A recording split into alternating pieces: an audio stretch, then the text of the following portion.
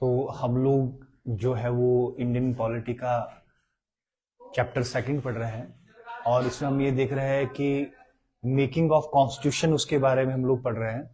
और जो making of constitution है उसमें हमने कुछ एक चीजें पढ़ ली। हमने लगभग जो सिनेरियो है हम लोगों ने साथ में ये भी डिस्कस कर लिया है कि 15 अगस्त 1947 के बाद जो कॉन्स्टिट्यूशन असेंबली थी या कॉन्स्टिट्यूएंट जो असेंबली थी वो क्या काम कर रही थी। और एक तरफ तो हमारा जो देश है वो क्या था, वो आजाद हो गया था और भारत के दो हिस्से हो गए थे। एक क्या बन गया था, पाकिस्तान, और दूसरा क्या बन गया था, भारत बन गया था।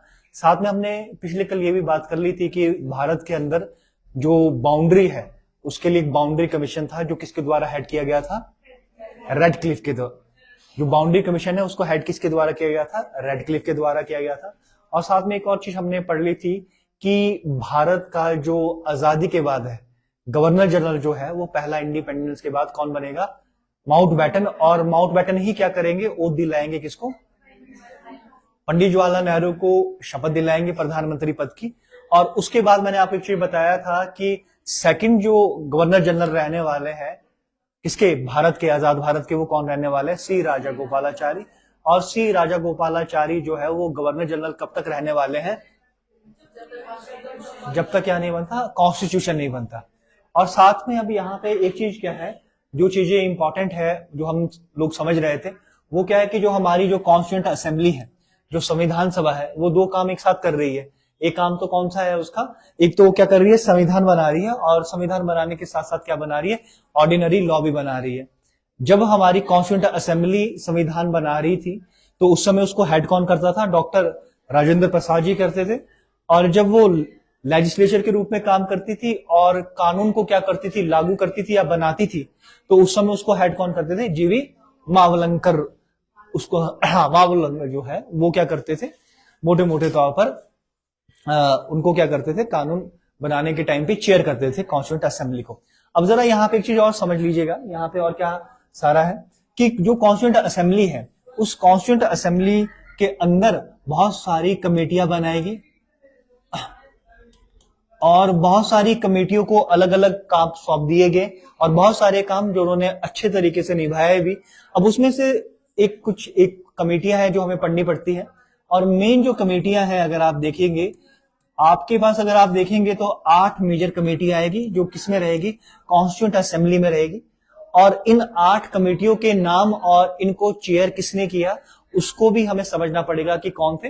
और इनमें से एक इंपॉर्टेंट जो कमेटी है that is your drafting committee. एक इंपॉर्टेंट कमेटी है, कौन सी कमेटी है, ड्राफ्टिंग कमेटी। अब यहाँ पे जो 8 कमेटी है बेटा, उसमें सबसे पहले वाली जो कमेटी रहेगी यूनियन पावर कमेटी। 8 मेजर कमेटियों में से पहली जो आपके पास मेजर कमेटी रहने वाली वो कौन सी है, यूनियन पावर कमेटी। और इसको थोड़ा ध्यान में रख लीजिएगा, मैं आपको थोड़ा याद करने का यहाँ पे तरीका भी बता दूंगा कि कैसे आपने यहाँ पर याद रखना है। पहली कमेटी कौन सी बेटा, यूनियन पावर कमेटी। और इसके अध्यक्ष कौन बने आपके पास, जवाहरलाल नेहरू। इसको लिख लीजिएगा बेटा, पहली कमेटी कौन सी है, यूनियन पावर कमेटी। वैसे भी अगर आप देखिए पावर पावर किसके पास रहने वाली है, प्रधानमंत्री के पास। तो आपने थोड़ा लॉजिक लगा के यहाँ पे याद रखने की कोशिश करना है कि यूनियन पावर कमेटी, और इसके जो चेयरमैन है या इसको हेड करने वाले कौन है, वो है पंडित जवाहरलाल नेहरू जी के पास रहने वाली है। इसको भी चेयर किया गया पंडित जवाहरलाल नेहरू के द्वारा।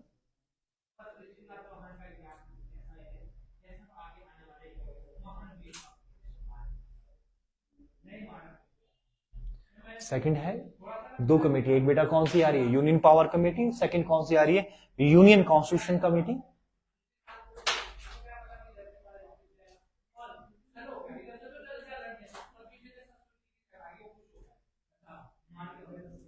ये दिख रहा है, विजिबल है आपको।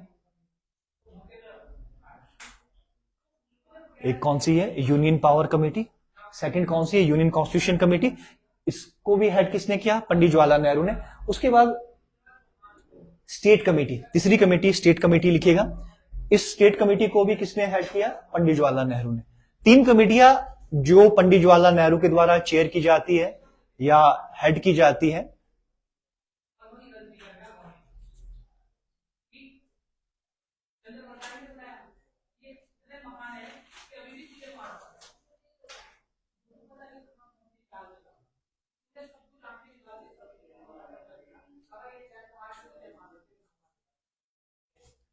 तीसरी कमेटी मैंने आपको स्टेट वाली लिखवाई क्योंकि ये तीनों साथ में आ जाएगी।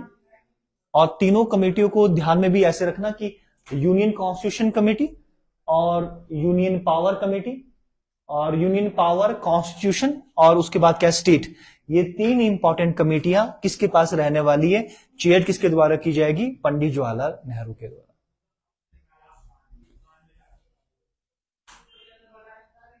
उसके बाद चौथी कमेटी है बेटा प्रोविंशियल कॉन्स्टिट्यूशन कमेटी।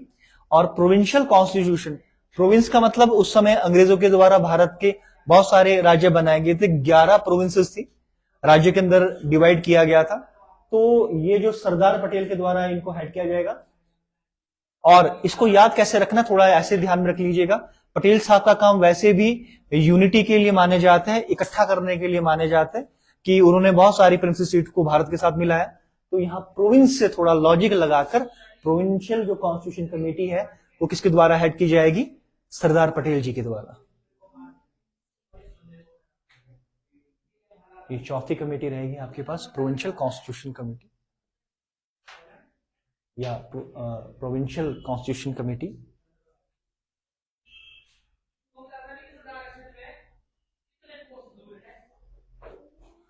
अभी ड्राफ्टिंग कमेटी को मत लिखिएगा, मैं आपको बताऊंगा क्यों नहीं लिखना है आपने।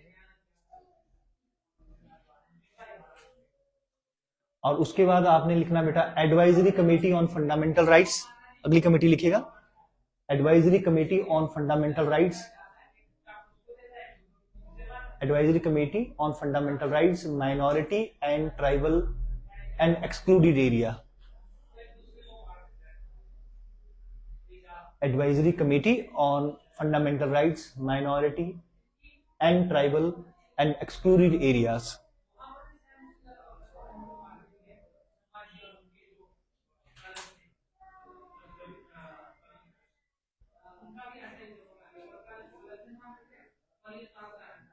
Advisory Committee on Fundamental Rights.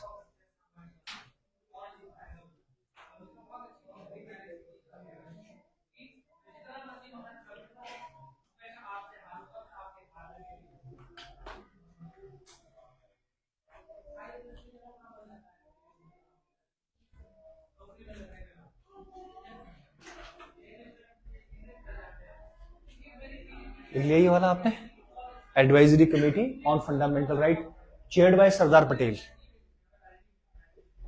Chaired by Sardar Patel. उसके बाद आपने दो कमेटियां लिखनी है बेटा, एक लिखो आप rules of procedure committee, rules of procedure committee, और इसको जो चेयर करेंगे वो करेंगे डॉक्टर राजेंद्र प्रसाद। और उसके बाद एक और कमेटी है आपके पास जो है स्टीयरिंग कमेटी, और उसको भी कौन हेड करेंगे, डॉक्टर राजेंद्र प्रसाद।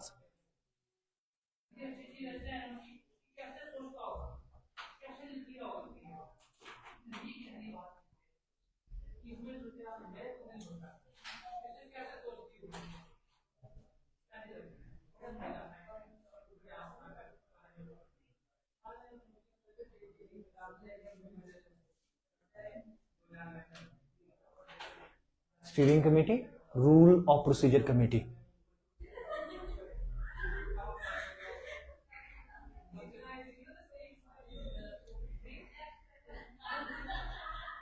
क्या लिख लिया इतना आपने?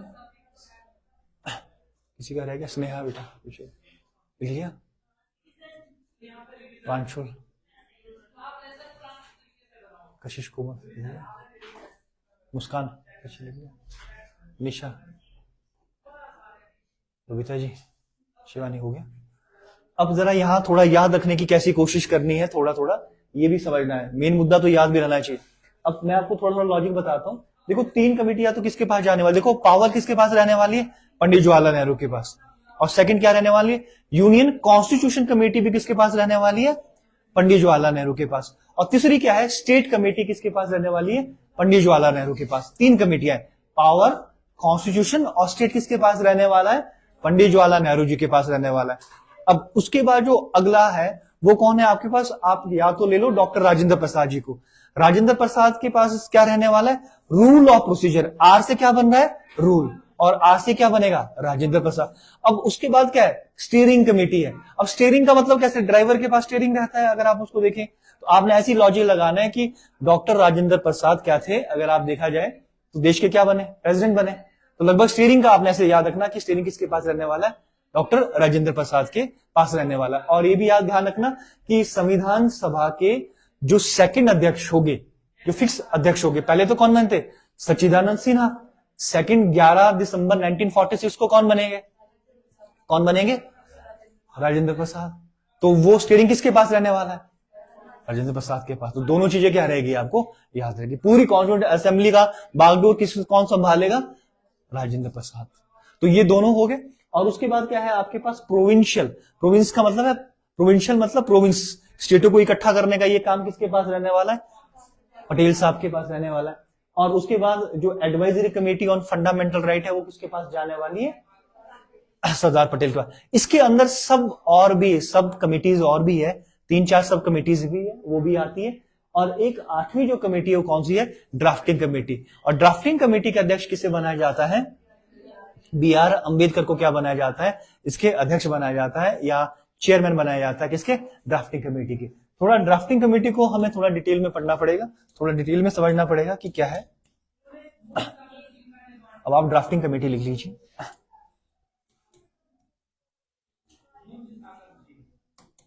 Drafting committee,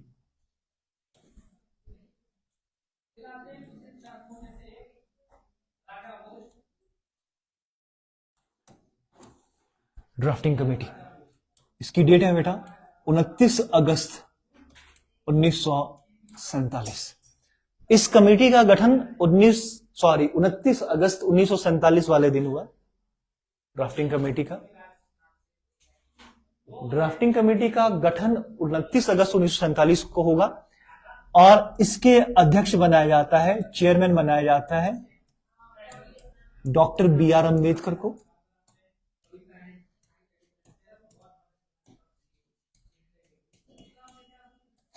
doctor B R. Ambedkar ji, इनको क्या बनाया जाता है, चेयरमैन बनाया जाता है।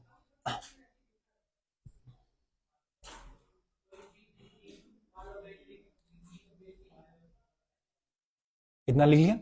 अब ये समझना यहां जरूरी है बेटा कि वर्क क्या था ड्राफ्टिंग कमेटी का, क्या काम ड्राफ्टिंग कमेटी कर रही थी, और इसको कॉन्स्टिट्यूशन की इंपॉर्टेंट कमेटी क्यों बोला गया।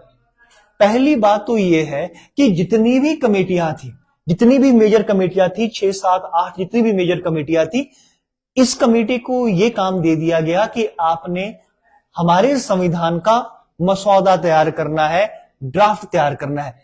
अब अगर आप समझेंगे ड्राफ्ट या मसौदा क्या होता है, ये होता क्या है, एक टाइप का इनिशियल डॉक्यूमेंट कि हमारा कॉन्स्टिट्यूशन कैसा होगा और उसमें क्या चीजें होगी। और बाकी कमेटी के द्वारा, जितनी भी बाकी कमेटियां थी, उनके द्वारा बहुत सारे वेरियस कॉन्स्टिट्यूशन को रीड किया जाएगा। और रीड करने के बाद वो क्या करेंगे, वो भी अपनी रिकमेंडेशन देंगे। और उस सारी रिकमेंडेशन को रिफाइंड वे में सही रूप से सही प्रारूप देना कि क्या जरूरी है हमारे देश के लिए, क्या हमारे देश के फंडामेंटल के साथ ये आपके पास अगर देखा जाए कि मैच करता है कि नहीं करता, क्या इसकी जरूरत हमारे लिए है कि नहीं है। तो अगर देखा जाए तो इस ड्राफ्टिंग कमेटी का काम ये था, एक इनिशियल डॉक्यूमेंट तैयार करना, किसका, हमारे कॉन्स्टिट्यूशन का। और जितनी भी कमेटियां थी उनके द्वारा रिकमेंडेशन लेना, उस रिकमेंडेशन को भी रिफाइन करना और कॉन्स्टिट्यूशन के अंदर उसे डालना। और साथ में डिबेट में अगर कोई हिस्सा कॉन्स्टिट्यूशन का है, अगर उन्होंने कोई चीज लिख दी, उन्होंने लिख लिया कि फंडामेंटल राइट कॉन्स्टिट्यूशन के अंदर होनी चाहिए, तो उसका भी रिप्लाई करने का काम कौन करती थी, ड्राफ्टिंग कमेटी करती थी। उसका भी डिबेट में भी हिस्सा लेती थी कि भैया अगर ये चीज है कॉन्स्टिट्यूशन में तो क्यों है, अगर नहीं है तो क्यों नहीं है। तो ये सारा काम अगर देखा जाएगा, कॉन्स्टिट्यूशन का मसौदा, इनिशियल डॉक्यूमेंट तैयार करने वाले वो कौन थे, वो बाबा साहब अंबेडकर की अध्यक्षता में बनाने वाला वो कौन था, वो पूरा ड्राफ्टिंग कमेटी था। सबसे महत्वपूर्ण काम संविधान का तैयार करने का वो किसको दे दिया गया, ड्राफ्टिंग कमेटी को दे दिया गया। बात समझ में आई बेटा। तो इसमें क्या था कि इसमें क्या करना, वर्क क्या था बेटा, इनिशियल डॉक्यूमेंट, ऐसे लिखे, इनिशियल डॉक्यूमेंट ऑफ कॉन्स्टिट्यूशन। इसके सामने लिखेगा टू प्रिपेयर ये थोड़ा सा मोटा हो रहा है पेन बीच में, टू प्रिपेयर लिखना है, to prepare initial document of constitution, संविधान का एक शुरुआती दस्तावेज तैयार करना।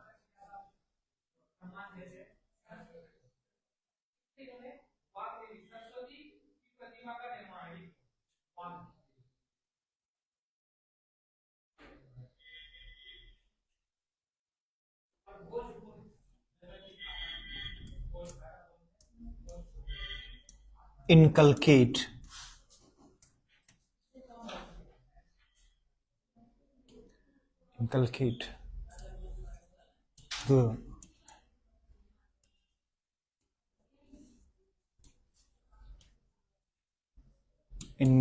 the recommendation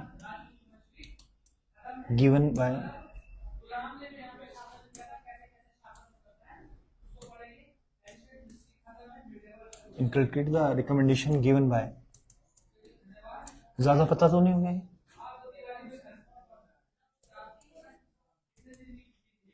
various committees. Inculcate का मतलब है जोड़ना या डालना, जो उनके द्वारा रिकमेंडेशन दी गई थी उनको भी, ऐसा नहीं कि वो सारी डाल देते थे, जो उन्हें सही लगता था उसको इनकलकेट करते थे, डाल देते थे। Various committees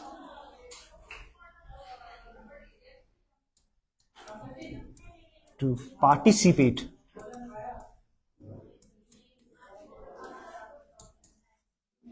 in the debate,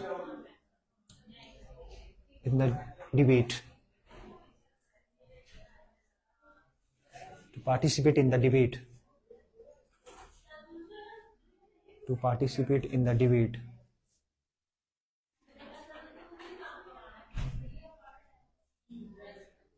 और डिबेट में पार्टिसिपेट करना कि अगर कोई हिस्सा है, अगर संविधान का कोई हिस्सा, अगर हम संविधान के अंदर कोई हिस्सा डाल रहे हैं या किसी चीज को जोड़ रहे हैं, तो वो क्यों जोड़ा जा रहा है, उस पूरी डिबेट में क्या करते थे, पार्टिसिपेट करते थे। इसीलिए इस कमेटी को क्या दिया गया, ज्यादा इंपॉर्टेंस दी गई। और यहां पे जो बाबा साहब अंबेडकर का जो रोल है वो सिग्निफिकेंट था, और इसी वजह से क्या किया जाता है, बाबा साहब अंबेडकर को आर्किटेक्ट ऑफ द कॉन्स्टिट्यूशन के नाम से भी जाना जाता है, या फादर ऑफ द कॉन्स्टिट्यूशन के नाम से भी जाना जाता है। कि अगर आपको कहीं आ जाएगा आर्किटेक्ट ऑफ द कॉन्स्टिट्यूशन या father of the constitution, father of constitution,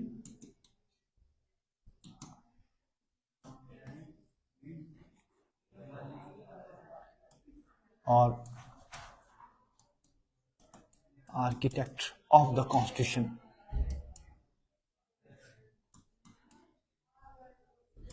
ये कौन रहने वाले हैं, बी आर अम्बेडकर।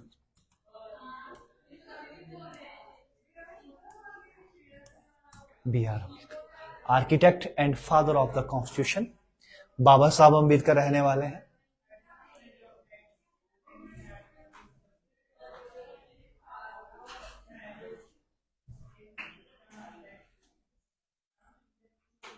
अब ये क्लियर है ना बेटा कि ड्राफ्टिंग कमेटी का काम क्या था, इनिशियल डॉक्यूमेंट, एक दस्तावेज जो कॉन्स्टिट्यूशन का क्या करना है, प्रिपेयर करना है, और हिंदी में बोले तो मसौदा।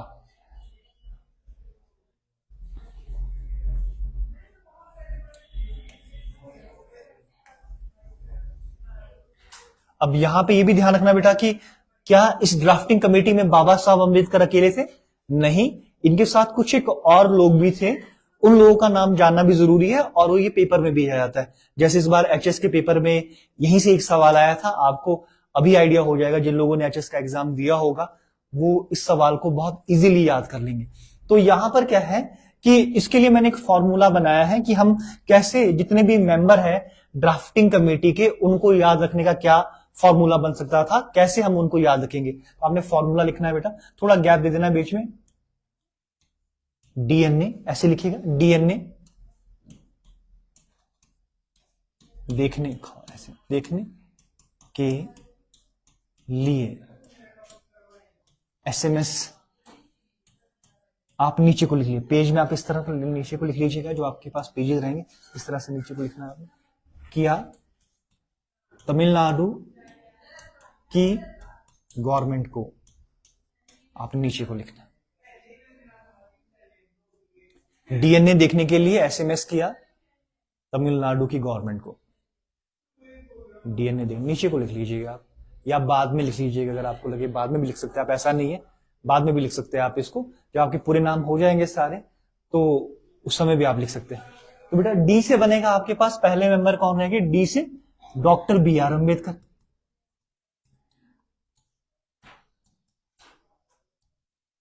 पहले मेंबर कौन रहने वाले बेटा? डॉक्टर बी आर अम्बेडकर, जो इस कमेटी के साथ में क्या रहने वाले? चेयरमैन भी रहने वाले। और इस कमेटी का जो गठन हुआ है वो कब हुआ है? 29 अगस्त 1947 वाले दिन।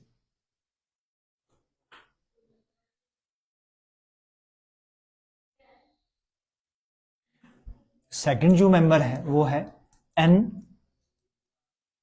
गोपाला स्वामी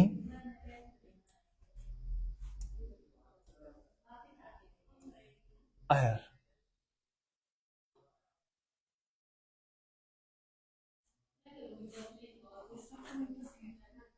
कैसे? हाँ, किसी ना किसी के तो हो गए, दो तीन तो है ही है।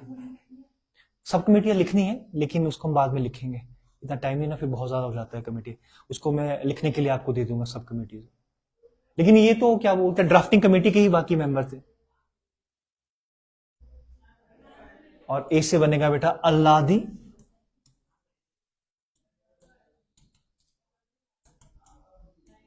कृष्णा स्वामी अयंगर। थोड़ा आगे वाला भी याद रह जाए वो भी बहुत बड़ी बात है। बी आर अम्बेडकर, एन से क्या बना? एन गोपाला स्वामी, और ए से क्या बना? अल्लादी कृष्णा स्वामी।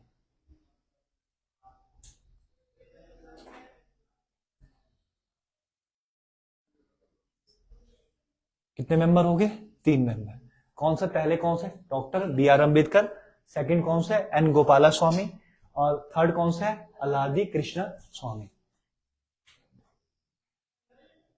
डीएनए हो गया।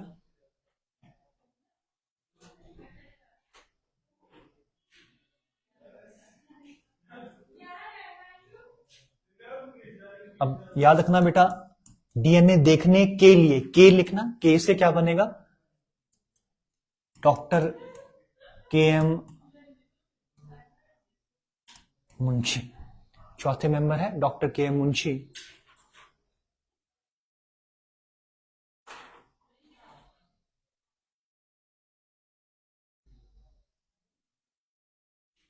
डॉक्टर के एम मुंशी। और देखने के लिए से तो हमने बना दिया के एम मुंशी, के लिए एसएमएस किया। एसएमएस में बेटा सैयद मोहम्मद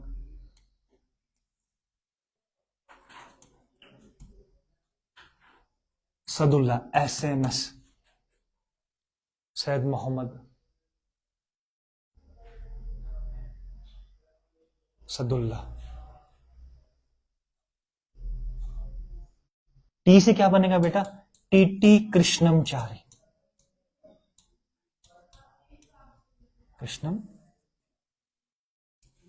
टीटी कृष्णमचारी।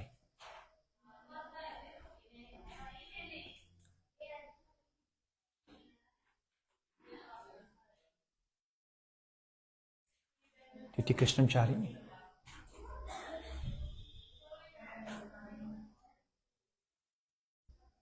और ये पेपर में यहां पे शायद सवाल आया था एचएस में, जहां तक मुझे लगता है।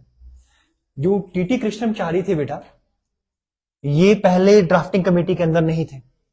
इनकी जगह पर आपके पास थे डीपी खेतान।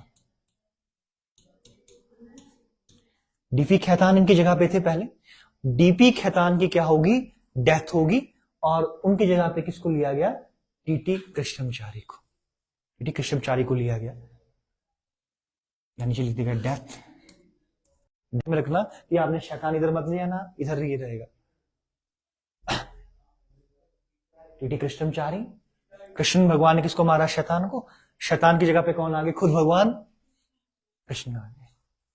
ये पेपर में भी आया था कि कौन सा ऐसा ड्राफ्टिंग कमेटी के अंदर कैंडिडेट है जिनकी डेथ हो गई थी और उनकी जगह पे रिप्लेसमेंट हुआ था, तो कौन थे? टीटी कृष्णमचारी। और उसके बाद 7th है तमिलनाडु, TN लिखा ना मैंने यहाँ पे, तमिलनाडु की गवर्नमेंट। एन से क्या बनेगा, N Madhav Rao, N Madhav Rao, N Madhav Rao, N Madhav Rao.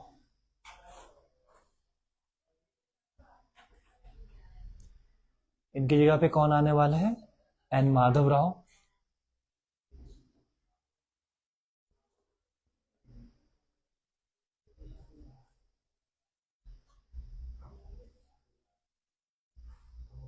Madhav Rao, और यहां एन माधव राव के साथ एक झोल है, ये किसकी जगह पे आए थे, BL मित्तर की जगह पर, BL मित्तर। पहले ही ड्राफ्टिंग कमेटी में BL मित्तर थे, लेकिन इनका क्या हो गया, इल हेल्थ या बीमार हो गए। इनकी जगह पे रिप्लेसमेंट में कौन है, एन माधव राव, एन माधव राव।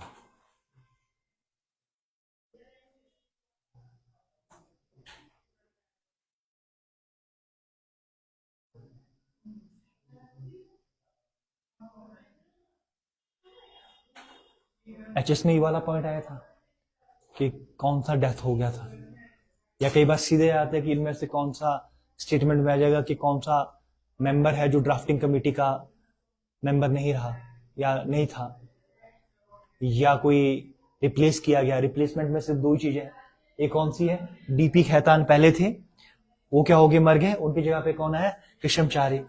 और BL मित्तर क्या हो गए, बीमार हो गए, इनकी जगह पे कौन है, एन माधव राव।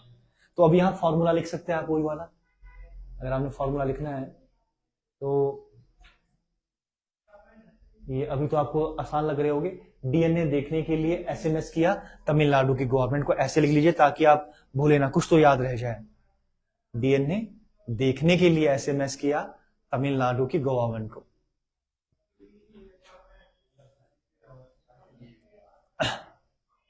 DNA देखने के लिए SMS किया, अदरवाइज आप भूल जाएंगे, जितना मर्जी आप इसको पढ़ लो। ये क्या रहेंगे, इसके अध्यक्ष रहने वाले।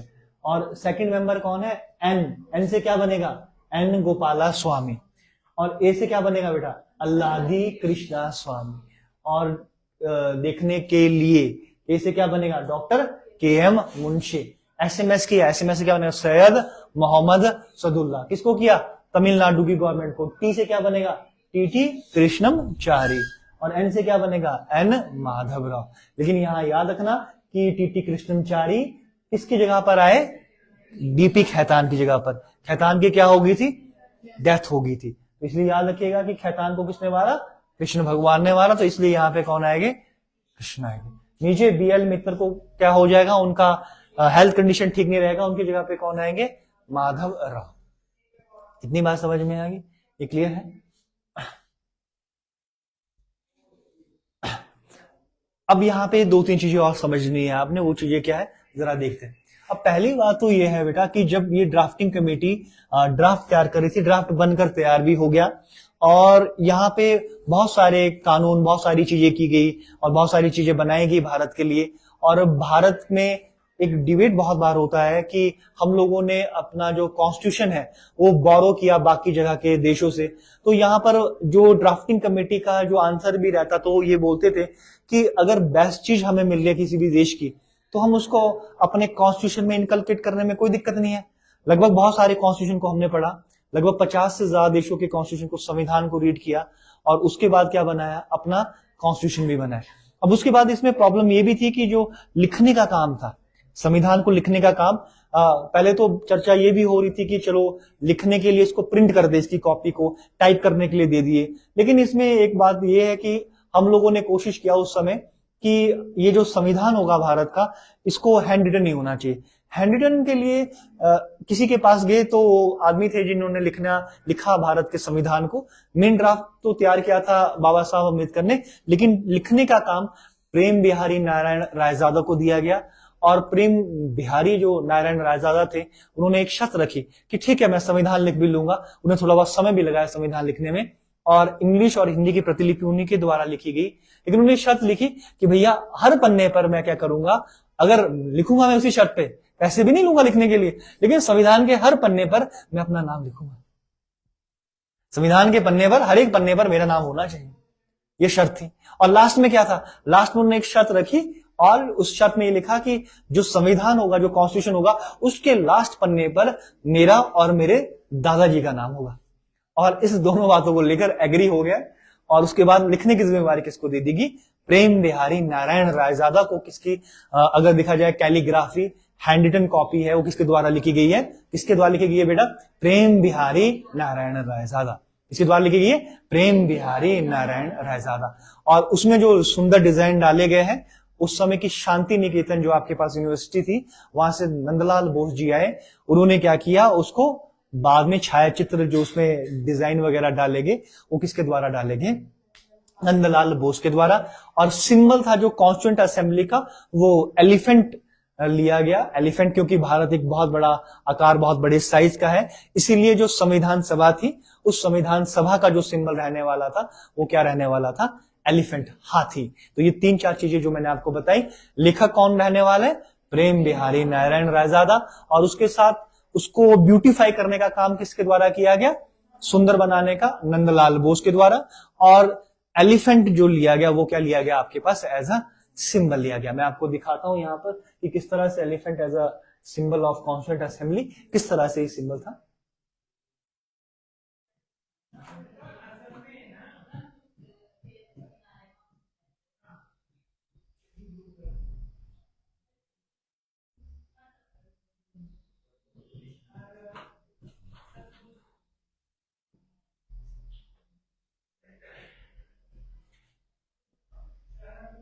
ये देख लीजिए बेटा, यहाँ पे आपको ये इस तरह से, ये संविधान सभा में जो अपना एक तरह से सिंबल लिया या एक तरह का लोगो लिया, वो ये है इस तरह का कि भारत इतना बड़ा विशाल, और इसका सिंबल क्या होना चाहिए, क्या होना चाहिए, हाथी। ठीक है जी, कॉन्स्टिट्यूएंट असेंबली का ये अगर देखा जाए सिंबल था। अब यहाँ पे एक और चीज है, ये जो चीज रहने वाली हूं मैं आपको थोड़ी बताऊंगा। यहाँ पे क्या है कि अब यहाँ पे सारी चीजें हो रही थी, सब कुछ हो गया था, पार्टीशन भी हो गया था। अब यहाँ पर क्या है, पहली बात ये ध्यान रखना बेटा, 26 नवंबर 1949 वाले दिन हमारा कॉन्स्टिट्यूशन बनके रेडी हो गया था, मतलब तैयार हो गया था। ये इट वॉज ओके कि हम लोगों का कॉन्स्टिट्यूशन बनकर तैयार हो गया था। 26 नवंबर 1949 वाले दिन ये बनकर रेडी था। यहां पर क्या हो गया था, तैयार था 26 नवंबर 1949 वाले दिन। लेकिन उसके बाद जो हमने इसको एनफोर्स किया, यहां पे इसको बोला जाता है बेटा, जिस दिन बन के तैयार हो गया उसको बोला जाता है एडॉप्ट। कि हम लोगों ने क्या कर दिया था, कॉन्स्टिट्यूशन एडॉप्ट कर लिया था, हम लोग का संविधान बनकर तैयार हो गया था। और 26 जनवरी 1950 वाले दिन हमारा कॉन्स्टिट्यूशन क्या कर दिया गया, एनफोर्स कर दिया गया, लागू कर दिया गया। ठीक है जी, क्या कर दिया गया, लागू कर दिया। कब किया गया, 26 जनवरी 1950 वाले दिन। अब इसमें जो ये आप डेट देख रहे हैं कि ये 26 जनवरी जब बनकर तैयार हो गया था, ऐसा क्या प्रॉब्लम आ गया था कि भैया हमें इतना थोड़ा टाइम लेना है या हमें इसको एक्सटेंड करना है, 26 जनवरी वाले दिन ही हमने इसको लागू करना है। हम जब बन गया था तो शुभ काम में देरी किस बात की, इसको लागू कर देते, कोई ऐसी बहुत बड़ी समस्या तो थी नहीं, हम इसको लागू भी कर सकते थे। तो यहां पर जो चीजें हैं वो 26 जनवरी के पीछे का कारण क्या है बेटा, रीजन क्या है, रीजन लिखेगा आप ऐसे यहां पे, reason Lahore session, Lahore session, Lahore session of INC, Lahore session of INC.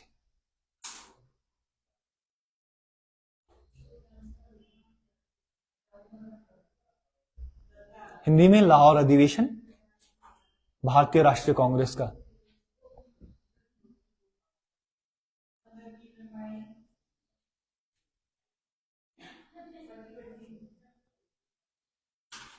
Lahore session of Indian National Congress,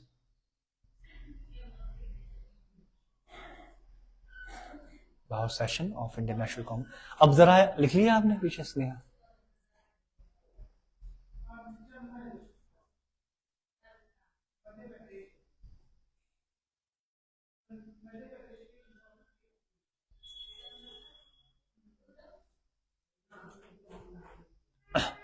हो गया।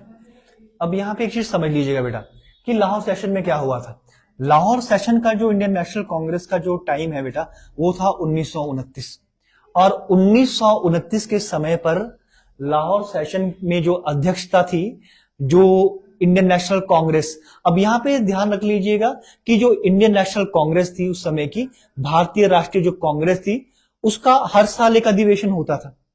और उस अधिवेशन के अंदर, उस सेशन के अंदर इंडियन नेशनल जो कांग्रेस है वो क्या करती थी, पूरे साल का एजेंडा तैयार करती थी कि भैया हम क्या करने वाले हैं, क्या उसका पूरा विषय रहने वाला है, सब्जेक्ट रहने वाला है, वो कोशिश किया जाता था वहां पर। तो इंडियन नेशनल कांग्रेस के द्वारा 1929 के लाहौर वाले सेशन के अंदर एक चीज की गई, उन्होंने बोला कि अब ये डोमिनियन स्टेटस वाला गेम नहीं चलने वाला, स्वराज वाला काम नहीं चलने वाला। अब हमें क्या चाहिए, पंडित जवाहरलाल नेहरू की अध्यक्षता में पहली बार डिमांड की गई। उस डिमांड को क्या बोला गया, उस डिमांड को बोला गया पूर्ण स्वराज की डिमांड।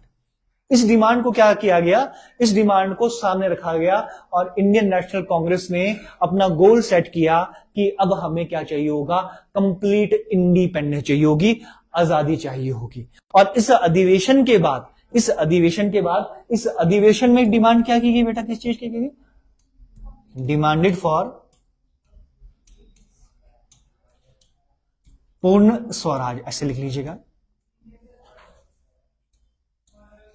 पूर्ण स्वराज डिमांड की गई, पूर्ण स्वराज की। और महात्मा गांधी भी उस समय आपके पास क्या थे, इंपॉर्टेंट लीडर थे। लेकिन ये जो लाहौर वाला सेशन है, ये हेड करने की जिम्मेवारी किसके पास थी, पंडित जवाहरलाल नेहरू जी के पास। और इन्होंने साथ में क्या किया कि उस समय रावी नदी के तट पर, जो आपके पास रावी नदी है, उस रावी नदी के तट पर पहली बार एक तरह से आजादी वाला झंडा, ट्राई कलर जो झंडा है, उसको भी अनफर्ल किया, मतलब फहराया, उसको भी फहराया on the bank of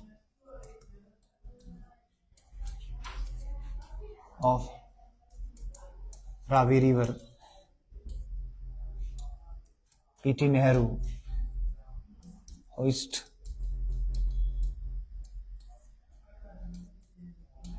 try colour, Ravi नदी के तट के ऊपर। और इसी अधिवेशन के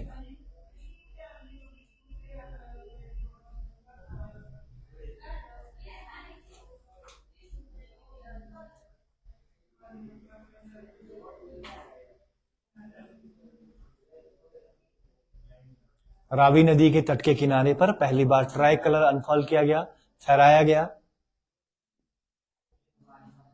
और इसी सेशन के अंदर डिमांड रखी गई कि क्या चाहिए, पूर्ण स्वराज चाहिए।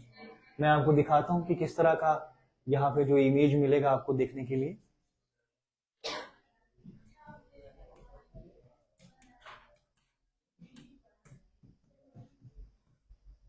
क्या हो गया,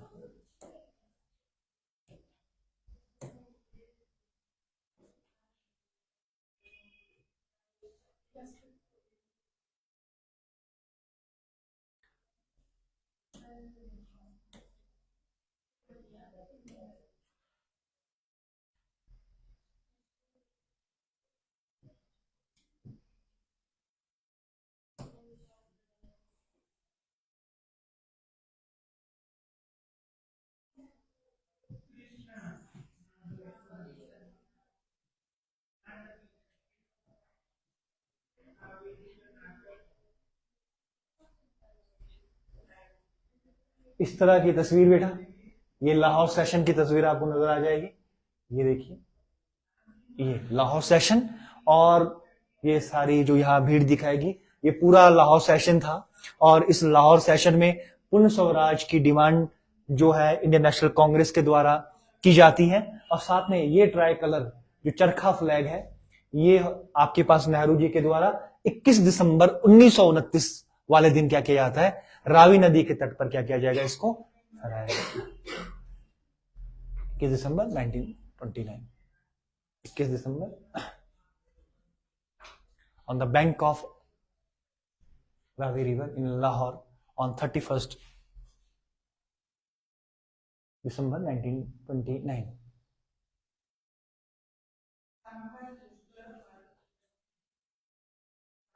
31 दिसंबर, ठीक है जी। अब यहां पे वापस आ जाइए। अब लाहौर सेशन तो कब हुआ था? सेशन लास्ट में जैसा हुआ था, लेकिन अगर आप यहां पे देखेंगे तो क्या होगा कि बात 26 जनवरी वाली अभी भी क्लियर नहीं हो रही। तो यहां पर क्या किया गया, लाहौर सेशन के अंदर एक और चीज हुई, जो चीज ये बोला गया यहां पर पंडित जवाहरलाल नेहरू के द्वारा कि भैया हम अपनी आजादी वाला जो हमने डिमांड तो कर ली, लेकिन आजादी का इंडिपेंडेंस डे टाइप का एक हम क्या करेंगे, सेलिब्रेशन करेंगे। और ये पहली बार जो सेलिब्रेशन किया गया, इस सेलिब्रेशन कब किया गया? 26 जनवरी 1930 को। और जितने भी उस समय के इंडियन नेशनल कांग्रेस के कार्यकर्ता थे, उन्हें बोला गया कि हर साल 26 जनवरी वाले दिन को हम क्या मनाएंगे, स्वतंत्रता दिवस की तरह मनाएंगे। और आह्वान किया गया कि हर जगह पे क्या होना चाहिए, स्वतंत्रता दिवस को हमने क्या है, मनाना है। तो हमने क्या किया, इसको सेलिब्रेट किया। सेलिब्रेट किया कब? 26 जनवरी 1930 वाले दिन। इसीलिए जो हमारा डेट है कॉन्स्टिट्यूशन एनफोर्समेंट का, लागू का, वो आपके पास जनरली क्या कर दिया गया, 26 जनवरी 1950 कर दिया। इतनी बात समझ में आ गई? तो ये सारा कारण क्या है? अगर आप देखेंगे 26 जनवरी जो लागू करने की डेट है संविधान की, उसके पीछे क्या रहने वाला है, लाहौर सेशन। और लाहौर सेशन में भी क्या हुआ, पूर्ण स्वराज की डिमांड हुई। और उस पूर्ण स्वराज की डिमांड को, जो इंडिपेंडेंस की डिमांड की गई, उसको सेलिब्रेट कब किया गया, 26 जनवरी वाले दिन किया गया। इसीलिए हमने क्या किया, यहां पे सेलिब्रेट किया। अब इसके साथ कॉन्स्टिट्यूंट असेंबली ने कुछ एक और काम भी किए। जो हमारे देश की उस समय संविधान सभा थी, उसने क्या किया, उसने बहुत सारे और काम किए, उसमें से 2-4 काम इंपॉर्टेंट है। 22 जुलाई 1947 वाले दिन क्या किया, इसने ट्राई कलर नेशनल फ्लैग भी अडॉप्ट किया 22 जुलाई वाले दिन। अगर आप देखेंगे तो इन्होंने अपना झंडा बता दिया कि हमारा झंडा कौन सा रहने वाला है, नेशनल फ्लैग। और 24 जनवरी 1950 वाले दिन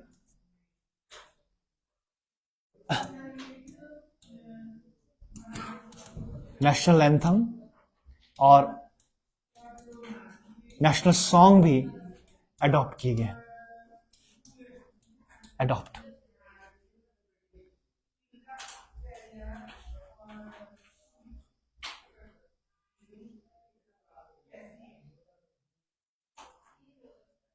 24 जनवरी 1950 वाले नेशनल एंथम का मतलब है राष्ट्रगान, और नेशनल सॉन्ग का मतलब है राष्ट्रीय गीत। इन दोनों चीजों को अडॉप्ट किया गया। और 22 जुलाई 1947 वाले दिन संविधान सभा के द्वारा राष्ट्रीय ध्वज, उसको भी अडॉप्ट किया गया कि अब से ये हमारा राष्ट्रीय ध्वज होगा। और 24 जनवरी वाले ही दिन डॉक्टर राजेंद्र प्रसाद को क्या बनाया जाता है, प्रेसिडेंट भी बनाया जाता है। 24 जनवरी 1950 वाले दिन ही डॉक्टर राजेंद्र प्रसाद को क्या बनाया जाएगा, प्रेसिडेंट भी बनाया जाएगा।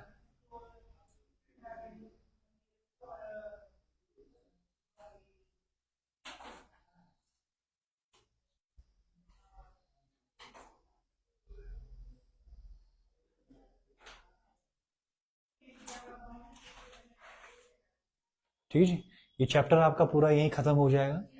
और मैंने आपको इंडिपेंडेंट एक्ट वाला भी बता दिया था। इंडिपेंडेंट एक्ट जो अंग्रेजों के द्वारा किया गया था, लाया गया था उनकी पार्लियामेंट के अंदर, उसके अंदर जितने भी टाइटल थे वो सारे खत्म कर दिए गए थे। वाइस रॉय से लेकर सेक्रेटरी वाला, हम अब क्या होने वाला है, सॉर्जन होने वाला है, रिपब्लिक होने वाला है। हमारा देश ने हमने अपना संविधान बना लिया। और जिस दिन संविधान बनकर तैयार हुआ, लागू किया गया, उस समय तक हमारे संविधान के अंदर 8, आप ऐसे मान लीजिए, शेड्यूल थे और 395 आर्टिकल थे, और साथ में प्रीएम्बल भी था। ये मैं आपको आगे बताऊंगा जब आगे हम पढ़ेंगे। ठीक है।